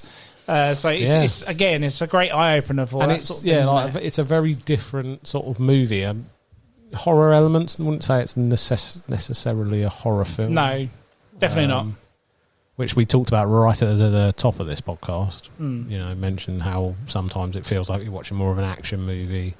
This is a bit more drama, sort of thrillery, isn't it? Yeah, in a way. Drama with vampires, definitely. Yeah. But you need to go and watch it, John, because like I say, it's it's a different vampire story, but it's very good. That's why it made it so high, because it was something different, something sort of different from the tried.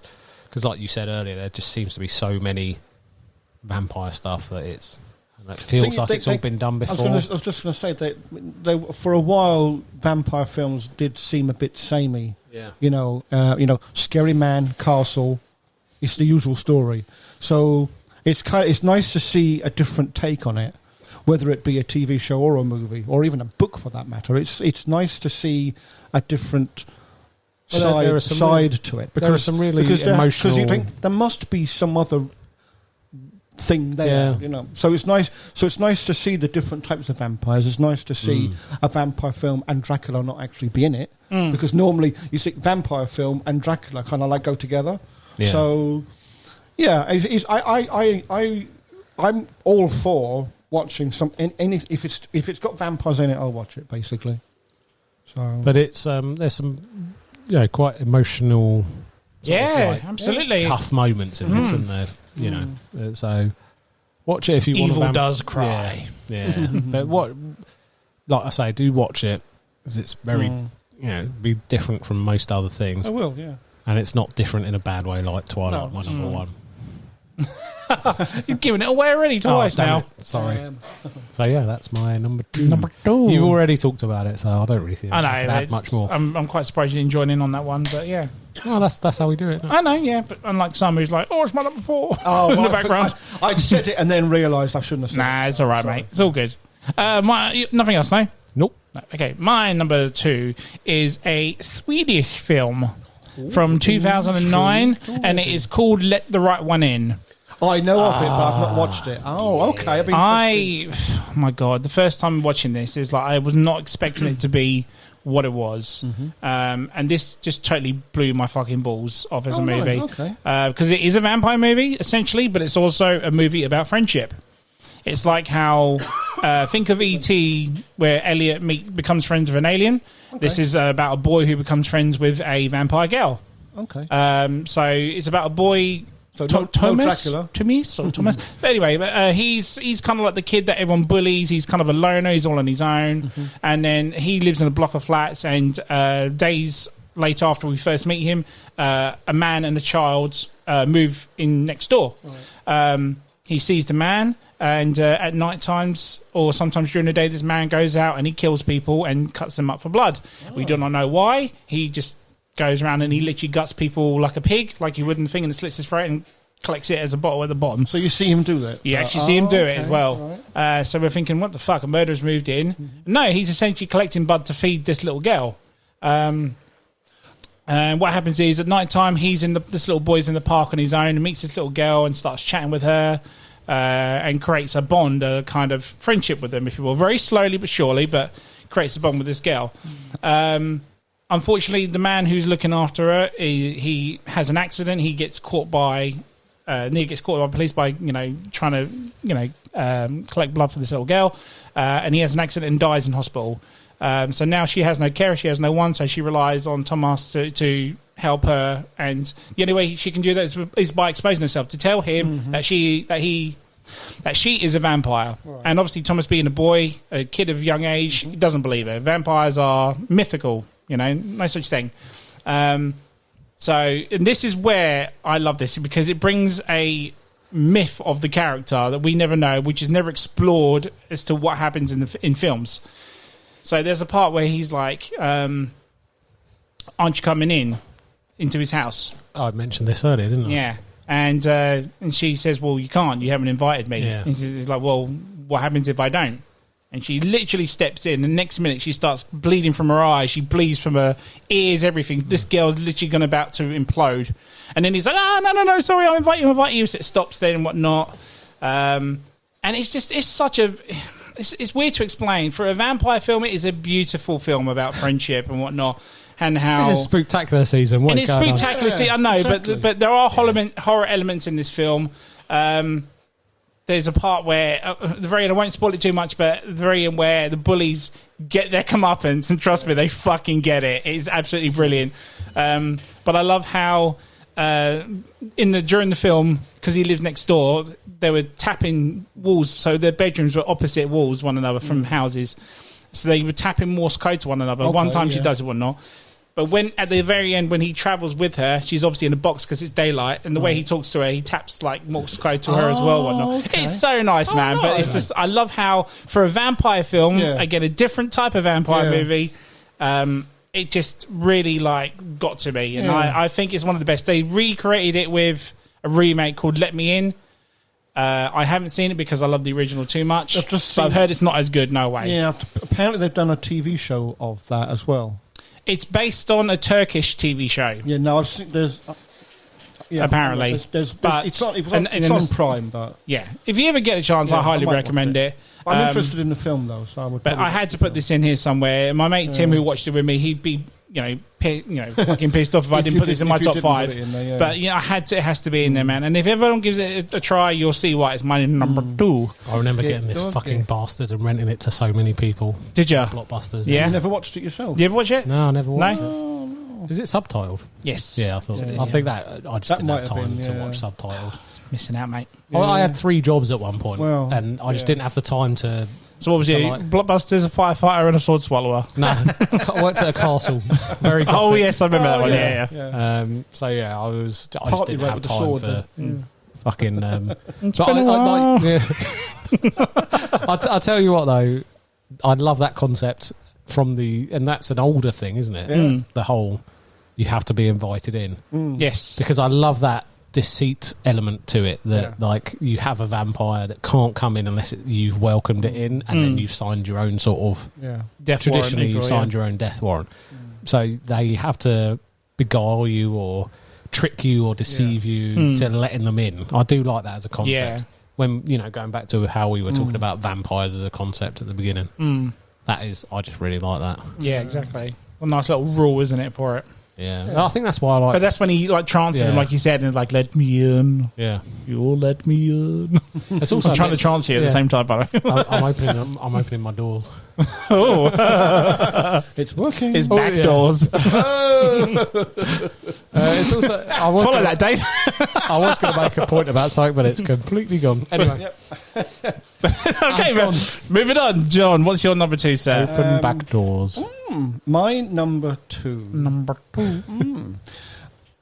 was a mini series. Okay. You know what I'm on about anyway. But they did make it. They made it into one. They put it into one film, and it's called Salem's Lot. Yes. But it's the original Salem's Lot, 1979 Salem's Lot. There's a new one coming, but I'm interested. It needs a new one because this movie is great, man. But I mean, what got me is the bad guy. There's no Dracula. Again, it's a vampire, but he's not Dracula. He's not, but he's got Dracula persona of him, though, isn't he? He's the master, isn't he? He's called the Master. That's right. I pay the master. Yeah. But his helper is James Mason, who is a cracking actor at that. He's the English actor, isn't he? He's the English guy, So you've got this guy called Ben Mears, who's played by David Soul, and he used to live in the village when he was a young guy. It turns out his aunt used to live, was a caretaker in the big house up on the hill, which is, and it scared him. There was something was supposed to have gone on the house when you're a kid, you know, and you get scared. And their family moved away, and now he's come back. He's writing a story, and he's writing a story about this big house because it fascinated him when he was a kid. So he comes back to write this story, and as he drives into town at the beginning of the film, there's this old guy standing at the door at the house, and he's trying to figure out because this house has been abandoned for donkey's years. You know, so he goes to the estate agents in the town and he asks about renting the house, and the guy says, "Oh, the house has been sold." So this goes on, and then he's always got this like dread in the back of his mind, you know, what happened in this house, and it turns out obviously there's a vampire, and this guy that he saw was James Mason. He's the guy, and he's opening up an antique shop in the village, in the little town. And everyone kind of thinks, well, that's a bit odd. An antique store in this little town. Who the hell is going to be buying anything? But, of course, it's a front for Mr. Barlow. And Mr. Barlow you don't see him for a while. Again, it's a film where you probably don't see him for about an hour or more. There's a fair... But there are moments that chill you still to it. That you see like this dark cloaked figure, and you hear noises. It gets you. Oh mate, gets you kind of the part where the casket is like, or the box is smashed open. Like he walks away, he comes back in next minute. It's all mate, they used to give me chills back in the day because they kept saying, "Oh, this," because there's those two guys went to get the box, and the box is moving toward them in the back of the truck. That's it. And they're like, what the fuck? There's so many great moments. And one of them was in going, we need to open the box. I want to see in the box. And the guy's going, no, let's just get it to the place like he says and put it in the basement and be done with it. So they do. But they were told, you must lock this you must lock these 4 doors and put this and they get such a fright from this box because it's so heavy and so cold that the guy evil looking as well. And the guy says, "Oh, just throw the padlocks and the chains down to the basement level and let's just get out of here." So, of course, because they didn't lock the doors, this creature that's in the box gets out. Yeah. So when James Mason goes back and goes down to the basement, he sees the box smashed to bits, like you say, and then you're starting to think, okay, so. But then the master appears in a bedroom and he starts taking all these like kids and adults. He's starting to make them all like his little vampires. And there's a good thing in it, like when, like in Lost Boys, that's where they got the idea from. Apparently, it's where the bit where the young guy's brother, who was the first ones to get taken, starts appearing at the window. Fog. And so there's lots of little nods from things that these films were put into others. But you've got to admit, the Master Vampire, he looks very Nosferatu, doesn't he? I was just gonna say he especially his teeth are very front. He has this cloak and stuff, but he's got like almost like a blue face, and these 2 front pointed. He's fucking tall as well. Oh yeah, he's about 8 foot tall. Yeah, I'd say at least 8 foot. He's massive. But gotta love a good cloak, haven't you? Yeah, it's not vampire without the cloak, is it? No. But it's just such a... Imagine getting away with wearing a cloak in this day and age. That'd be pretty cool. It'd be really cool if you, just imagine being at work. It's like bringing bow ties back. Bring back the cloak. Yeah. You'd see me at the end of a corridor at Gatwick and I'd just, disappear in a cloak round the corner. Throw a little smoke bomb. Yeah. Now you see me? No, you don't. It's a 3-hour film. And Holly Gennera's in it. I was just going to say the girl because when I watched it again today, I kept thinking, I know this woman. I've seen this woman before. It took me ages to realise who she was because obviously this was made before Die Hard on it. And so she's John McClane's wife in Die Hard. But I just think he you kind of feel sorry for David Soul because he's trying everything to get people to understand what he's talking about, and they all kind of think he's mad, even though people are just going missing. He's nuts. They're showing up with this weird blood illness, and then they die, and the doctor can't figure it out, and it's like In a sense, it's staring you straight in the face. They all fucking look on their neck. You see the little holes, and at no point in the film do they mention those, the holes on the neck until literally 2.5 hours into the film, almost. You think, yeah, but how many people have already died, and the doctor's not spotted it? So it's kind of a bit odd. But it's always stuck with me. I've always liked that film. Yeah, I've always liked it. I hope the remake does justice, because I'm looking forward to it. Let's just hope it's not as long as the original, of course. But Tobe Hooper done it as well. Tobe Hooper done it. Yes, he did. Yes, you're right. Yeah. But did you know that I actually met Dave Soul at Gatwick, right? Oh, really? Oh, wow. And when I met him, I only knew him through Salem's Lot. Oh, okay. I didn't know he was from Starsky and Hutch and whatnot. Yeah. So when I met him, I was like, "Oh, you're the dude in Salem's Lot, one of my favorite vampire movies." Yeah, and what else am I in? Oh, okay. And I'm like, and he was being escorted by 2 women from Virgin. Okay. And they were like, "Oh, he's in Starsky and Starsky and Hutch, yeah. Which I never knew or heard of or seen, being young and naive, because I was just like, because that's a TV thing. I'm a movie guy, and I was just you're from Salem's Lot. Yeah. He's like, yeah, what else? But no, nice guy and all whatnot. Yeah. But no, I liked it. I like it. Yeah. I am interested to see. Roll on the remake is all I say. Yeah, there's a few remakes coming out this year and next year, so that I'm interested in watching. Providing they don't get labelled as poxy strike. But hey. Well, yeah. Might get the first one. There might have to delay on the second one. Yeah, that's it. Yeah. Moving on to the number ones. It's number 1.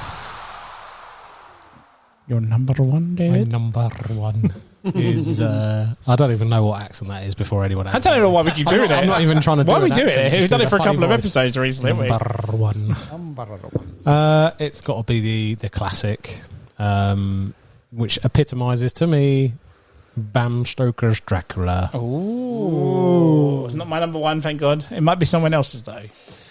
Who knows? We're looking over there. I had to put this on because this is the vampire story. Yeah? This is the story of Dracula, isn't it? Mm-hmm. And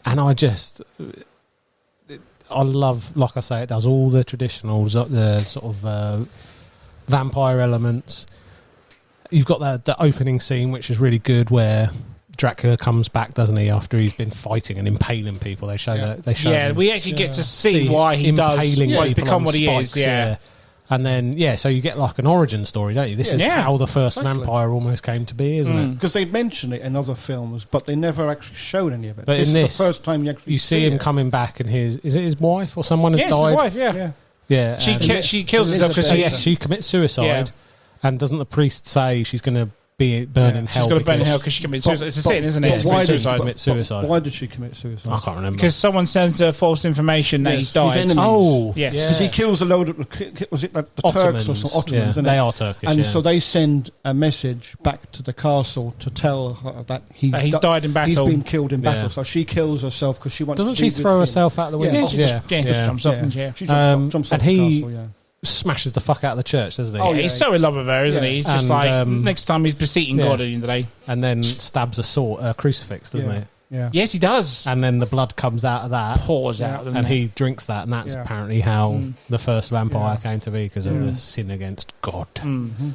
And then, you go to... It's got a big cast, this one, hasn't it? Oh, yes. Keanu Reeves. Yes. Anthony Hopkins. Keanu Reeves. Yeah. Shall I do it, John? Yeah, go on. Keanu Reeves' English accent. Yes, sir. I know where the bastard sleeps. we do that so many times. And he obviously goes, and you've got that lovely traditional Transylvanian castle with the village under. Yeah, his castle's fucking epic. And when you think vampires, this epitomises, the gothic Eastern European. Yeah. There's so many homages towers to the Hammer films. Yeah, dark. Dark forests, dreary, terrified. The fear on the villagers. Or I like how they do a little twist with the coach driver. Yes, is a creature. It's not a man. It's when the arm reaches out and it's like got pointy fingers and stuff, and it's like, Just pushes him on. Throws It's him like, out. Because he's gone how over. fucking cool is that, man? His boss has gone mad, hasn't it? Yes. And Jonathan ends up going over to do some business, isn't it? He's on some business. Renfield's He's Renfield's buying- a Yeah. mad one. And he has buying to- property or something. Yeah, go. Master! Yeah, and he ends your up. bidding master. Yeah, Sorry. and he ends up going there, doesn't he? And basically meeting Dracula, Yes. and his wife. Dracula believes is his own wife. The isn't it? doppelganger of his Yeah, wife, the isn't it? reincarnated, exactly like yeah. reincarnated. So he's got this. He's got to get her, and so and he gets chucked to the Dracula's bride, Yeah. Yes, seducing him, whatnot, Yeah. isn't he? Yeah. getting all bitey, sexy And tad some, and bitey, some, and then some. and then we have the like you were talking about earlier. He basically comes over to the UK, doesn't he? Yeah. Dracula. But Does, again, yeah. again, they glossed over it. Yeah, they gloss over it in this movie. I think just Yeah. for time, maybe, or Mate, I don't know. I suppose it takes away from the plot that they're trying to tell for that. Yeah. Yeah. Yeah, I mean, they get the Yeah. gist of it, don't they? But yeah, it's very glossed over in this movie. Yeah. But then in the original Bela Lugosi, it's in Yeah. it for 5 seconds. Yeah. No, about 5 minutes even. That's why I'm glad they've done it, because it's never really been told. So it's a story or a part of Dracula that Because- no one's actually seen. So I'm so interested. Because to if see you'd this have put it in another movie that you're trying to tell, and then you go off on this tangent about him just doing stuff on a boat to people, it kind of distracts maybe, from the story maybe. you're telling. it lends itself to its own film anyway. So that's And then quite you meet Van Helsing, another Played by? is it Anthony Hopkins? good. It is. Anthony Hopkins. Another great actor there. But this is, again, And his take on Van Helsing is very... It's not like your typical Van Helsing, is he? This guy is kind of like a weird... He's like a... No, he's not quite a drunk, but he's not as... He doesn't look as educational or whatnot. He's very... Oh, how do I put it? Calm about the situation, if you will. Yeah. It's like, this is how we do this is how we do that, and, Yeah. And then it's not until he has to explain to his, people's loved ones are turned into vampires and what the situation is. That's when he gets. Yeah. That's the only time he really gets serious. Apart from that, Yeah. he's very like he's always having a laugh all the time, if you Yeah. will. But yeah, interesting take on Van Helsing, in my it opinion. is, but again, an iconic character. Oh yeah, absolutely. The vampire hunter, really, isn't it? Mm. Yeah. If you say a vampire hunter, then the only name that's going to come to your head is Van Helsing. Yeah. Absolutely. And yeah, we've got like you were talking about earlier, the different forms. He comes in as a mist, doesn't he? Dracula Yes, under the yes. door, the hypnotism. Yeah. He goes and kills Renfield, doesn't he? Yes. There's a lot more in this. He does. He's like he turns into like a wolf of some sort, Yeah. like a massive bat at one point as well. He does it all in this film. Yeah. I mean, we're just ticking all of the vampire boxes here, aren't we? So yeah, and obviously, if you don't, know the story by now, where have you been? Yeah. Yeah. Basically. Because he's hunting after Jonathan's wife, isn't he? Yeah. Yeah. Trying to get her, and yeah, But then in a sense, he kind of does sort of get her. I mean, she does start feeling Yeah, for him at yeah. one point and whatnot. isn't it like isn't he like beguiled her though? Yeah. Kind of. But at the end, she still sort of backs him up, doesn't she, at the end, if you think I about it? suppose so, yeah. But I But then love- she ends it as well, Yeah. doesn't she? She's the one to end the cursed love, if you will, sort of thing. Or endless love, should But I again, we're say. talking about a love story, really, Yeah. aren't we? And that's why, again, I like what they said what you said that they've done with this is it's more of a love aspect to a horror movie. It Yeah. still essentially is a horror movie, but it's a love story as well. Yeah, we can't Yeah. not forget that, can we? Yeah, but the book. This is the thing: is the book is a love story. It's been portrayed as this scary person, but if you actually read Bram Stoker's Dracula, it is actually a love story, and I think that was the only film that actually told the story how it was. Yes, he was an evil person; he did do bad things, but it was more about the love interest, what happens to his wife, and then all these years later, there are hundreds of years later, he comes across Keanu Reeves' character and he sees his wife and he thinks, well, that's my wife reincarnated, because obviously it's the same woman playing the part, both parts. But can we just talk about Gary Oldman for a second here? Like, this guy is got to be one of the best Dracula's vampires of all time. His in this movie. Yeah. How the hell did he not ever get an Oscar nomination for this or something? It's just... They don't tend to do them for horrors, do they? No, but that's what I'm saying. It's just... He is phenomenal he's in this phenomenal film. in every film he does. Of course, but this one, he fucking Oh. shines big time. Yeah. Yeah, he is very good as Dracula. Very good. I just love. I mean, when you see him in the castle, the way he is and whatever, and then you see him in like London society, he's completely changed. You know, what he's like with his purple glasses and his top hat, and I just think, oh, he just looks so cool. But yeah, like you say, all the women fancy him and everything. He has no trouble getting. And he only picks one. Yeah, but that's part of his the mythos, isn't it? Him being like an attraction to. Yeah. Oh, you're a count. Yeah. It's not about the money. No. We're gonna get fuck it is. Yeah, we're gonna get weird and they're gonna bite you. Anything else on that, sir? No, like I say, it is the epitome of the vampire story. I felt like it kind of had to go at the top. Oh, 100%. 100%. John, what's your number one? You already know. What is it? It's the same. You want to talk about it then? I just have. No, But it's a shame, really, because what I wanted to put as my number one isn't actually a film, so I couldn't do it. Ah, okay. Well, you can honourable mention that afterwards. Yeah, I will. Then. Yeah. But no, we specifically did Commentary Corner for you for that because we know you love that movie and stuff as well. So I kind of had a feeling it would be. If it wasn't number one, I'd be like, "What the fuck?" I know exactly. What the actual fuck? But that's what I'm saying. But I've since seen this other thing.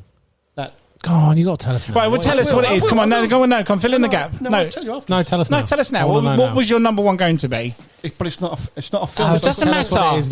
We know Bram Stoker's Dracula is your number one. So what was it going to be? I really would love to have put in that BBC Dracula series, the 3-parter. That was good. Fucking phenomenal. Apart from part three sucked ass. Oh no, well it kind of did, but it did bring the. But the first two are fucking awesome. It did bring the story back. No, because I think I remember you saying, "Oh, the last bit's really nice." No, part 3 is wank. Yeah, part 3 is wank. But then you might watch it and see it from a different aspect from me. But it's on Netflix, so give it a go. Yeah, each part is an hour and a half long, so it's quite a long. And they've done the whole. What's it called? Is it called Dracula? Is it called with nuns? Yeah, that's it. Klaus Bang. But one of the nuns. Character. One of the nuns, eh? Yeah. Yeah, because I was looking through Netflix trying to find to rewatch some stuff, and that popped up, and I was like, I don't think I've seen this. If it's on there, watch it. But just take episode 3 with a pinch of salt. If it was, if in fact, episode 2 is on the Demeter. Yeah, I know. That's what I was going to get. There you go. Sorry, I dropped the gun. No, it's all right. Because the first one is in the castle. The second one is on the ship.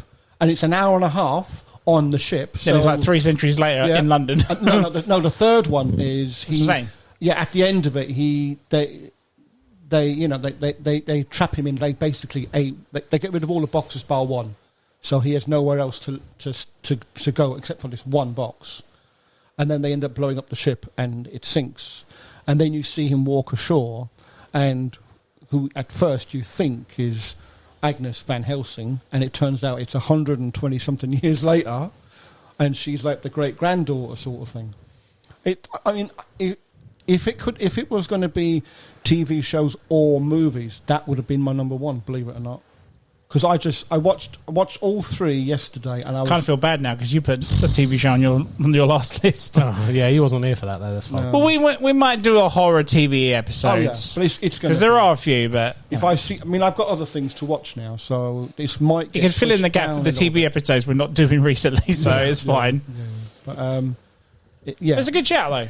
Yeah, but like I say, we did that episode with Bram Stoker Dracula, and it is an amazing film. And it was G's first time watching it as well, wasn't it? So he's such a Philistine. Yeah. What is this guy? Yeah.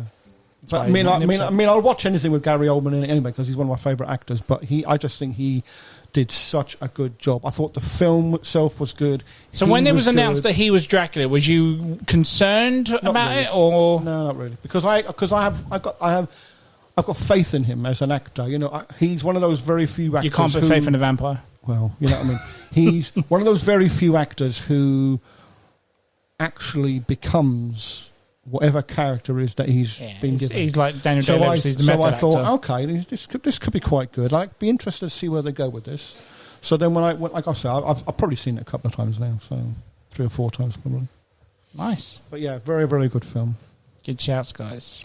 What's your number one? My number one, we're going to go back to the 80s again. You love the 80s. For one of my, I do love the 80s. For one of my favourite vampire movies, is my favourite vampire movie of all time, Fright Night. I knew you were going to say that. I love this film. Yeah. Reason I love this film, it's growing up in the 90s with reading a lot of point horrors or Goosebumps things, books, whatnot, sorry. This is the story of the boy who sees a vampire living next door to him, which goes back to what John was saying about, he's stupid, he's crazy, no one believes him. Yeah. He's the only one that's seen it, and he's he's killed people next door. And I just love that whole aspect. I mean, everyone, through places I've lived and stuff, everyone has like a legend about their road, like someone died in that house, or someone did this and that. House, isn't there? Yeah. And this is what I love about this. This is, again, it's like Stranger Things and Goonies. To a degree, Stranger Things has taken a lot from this film. Yeah. But like I said, it's about what's he called? Charlie Brewster. Yeah. Charlie Brewster's a boy who loves horror films, watches a TV show which is actually called Fright Night on every Friday night, hosted by Peter. I can't think. Fuck. I haven't seen it. It's going to bug me now. Yeah. I fucking love this one. I can't remember. Please have a look. Yeah.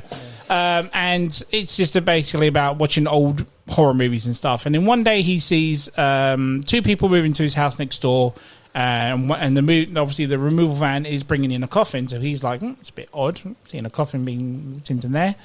As nights go by, he sees a man caressing a woman through the windows, and next minute you hear, he looks away. When on next minute he hears a woman scream. All these other things that point to something crooked is going on in his house next door. So he tells his girlfriend. His girlfriend doesn't believe him. He tells other people. His mum and dad don't believe him. And it's just, what do I do? Let's go and invade the house and see what's going on. He gets caught by the vampire. The vampire basically threatens him, saying, leave me alone or I'm going to fucking kill you. I'm going to kill your mum. I'm going to kill your girlfriend. Whatever. And Charlie, being the guy he is, Charlie just doesn't listen to him, and he officially knows now that there is a vampire living next door to him. So not only is he fearing for his own life, he's putting garlic around his windows, around his, building crucifixes, making steaks, and he just can't carry on with his life because he knows a vampire's living next door to him and it's killing women and stuff. So, Peter Vincent, that's his name, Peter Vincent. So he goes to the host of Fright Night, Peter Vincent, who is personified as like a vampire hunter, but he's not really a vampire hunter. So Charlie has to get to the fact that this man is just an actor. He's playing a vampire hunter. Charlie keeps bugging Peter, and Peter says, look, do you know what? Let's just go to this house. And let's just get it over and done with. So they meet the vampire. Peter does a little test with him, says, look, if he drinks this holy water, he's obviously going to die and be a vampire. Not telling Charlie it's just normal water. So, the vampire drinks it, nothing happens. So he said, see, Charlie, there's nothing wrong with him. He's just a normal human being.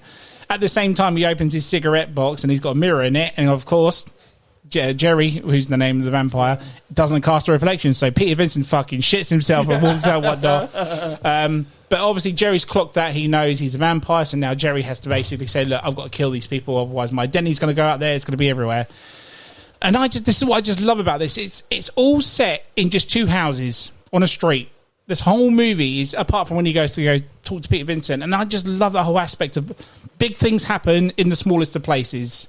And, we get all these different types of, there's, chances women to bring them back to life. We've got other demons. We've got parts where he bites one of his friends, Evil, who turns into wolves as well. There's a really good. There we go. I love. What an iconic poster. Sorry, John just showed me the poster. What an iconic poster. That poster used to terrify me with that fucking fangs on there, sort of stuff. And let's talk about the design of the vampires in this. This is going back to very much like 30 Days and Nights, where they have the red eyes and the massive jaws. And I'm not talking just massive. I am talking like proper 80s prosthetic massive jaws. These things are fucking huge. I mean, if the vampire, anything like any type of vampire came at me with that sort of mouth, I would shit my pants. I don't care what anyone says. That is terrifying. And like again, it's just there is more to it, but I don't want to spoil it because I don't know if people have seen it or not. But there is just so much to this film I love. The soundtrack again is amazing. It's done by Brad Friedel. Who there you go. There's another picture of it. How fucking terrifying is that? 1985 film. Yeah, 85. It was 85 or 86. There is a 2011 one. Which is good, though. I was going to talk about the remake. It's good. I haven't seen that one. But they did part 2 as well. Part 2 is fucking awesome as well. Friday Night Part 2 is really good. Because Roddy McDowall plays Peter Vincent. Love Roddy McDowall, yeah. Roddy Peter McDowall. Vincent, yeah. He was from Planet of the Apes. Because that's what I'm thinking. Because when I typed it into Google to find out that guy's name, it kept showing me the 2011 one. I thought, no, that can't be right. No, we'll talk about that in a second. Yeah. But again, I love Peter Vincent's character because, again, he's just an actor. He's a TV presenter. But now he can actually be the actual vampire hunter that, he's been playing a character for donkey's years and whatnot. Yeah, part 2 is fucking awesome, dude. Honestly, seriously. It's so good. Because they kind of reverse it backwards in part 2, where now Peter Vincent sees vampires and Charlie doesn't believe him because, we killed him, don't worry, we did that in the last one. Blah, blah, blah. But part 1, man, is the whole... The boy next door fearing that little thing that lives on the same street as you. I'd be fucking terrified if I knew a vampire lived next to me. But it's that little build-up of a story. It's essentially a point horror book into a film, if you will, sort of thing. And that's why I kind of like it. The remake is not too bad, in honesty, starring Colin Farrell, who's in it. And what's his name? David Tennant is Peter Vincent in that. Yeah. That's why I was thinking, that's not right. Yeah. David Tennant.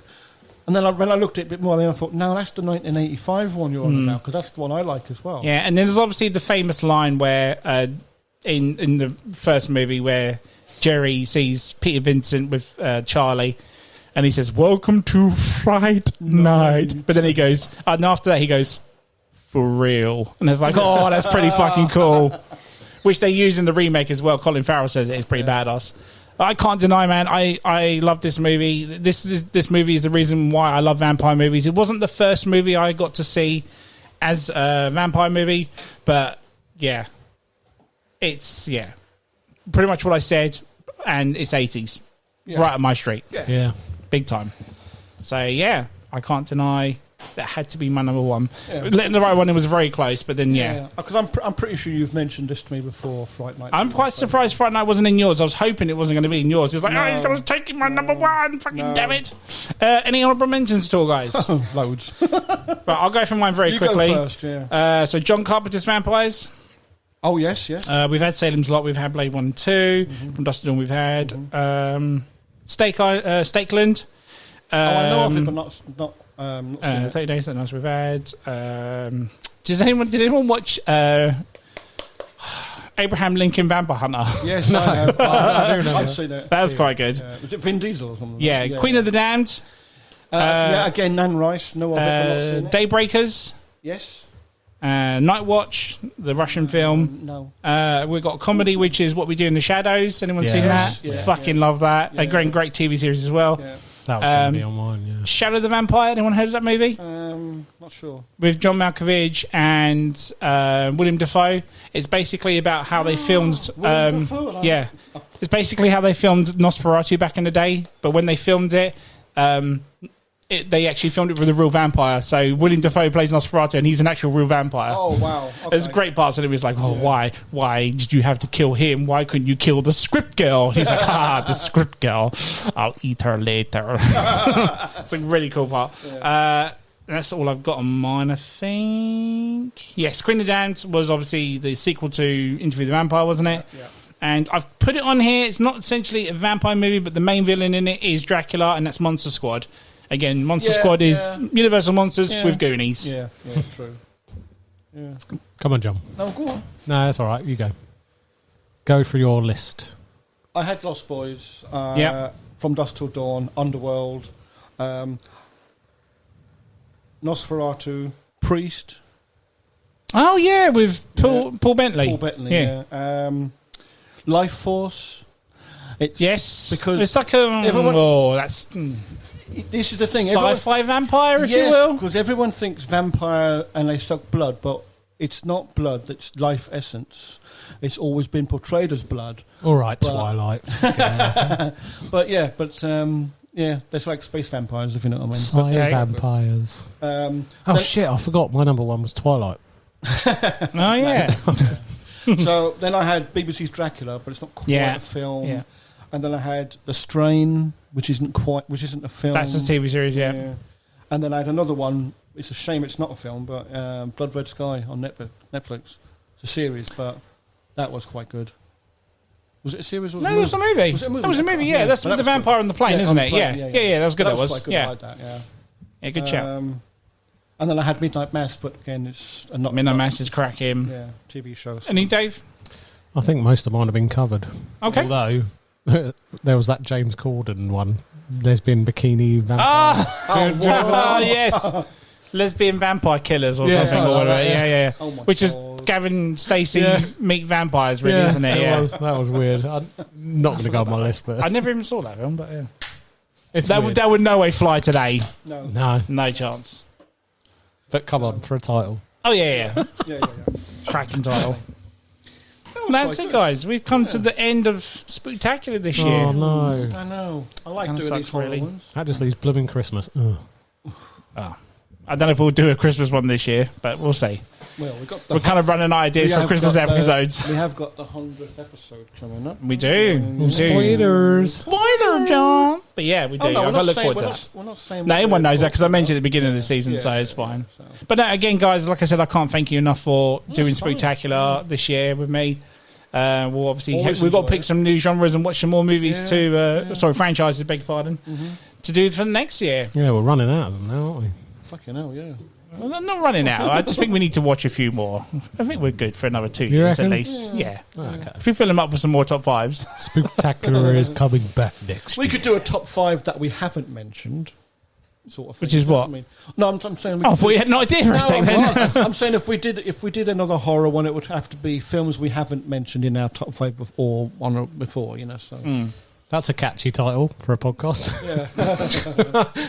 top fives that we haven't kind of mentioned on the other top fives. Welcome to the top fives. No one's on top fives. Yeah. This is a peek behind the curtain. This is Top how we fives, but plan not- these things. top 5s that aren't actually top 5s. Yeah. What? Okay. On that note, we're ending there, guys. Guys, if you like what you listen to, follow us on Facebook at the M.T.V.B. Podcast, or on Instagram at M.T.V.B. Podcast, or on TikTok at M.T.V.B. Podcast 197. I'm joined by... JK47. Bog Standard Dave. And we just want to say thank you for listening, guys, and Thank you, happy guys. Halloween! Happy Halloween. See you next year.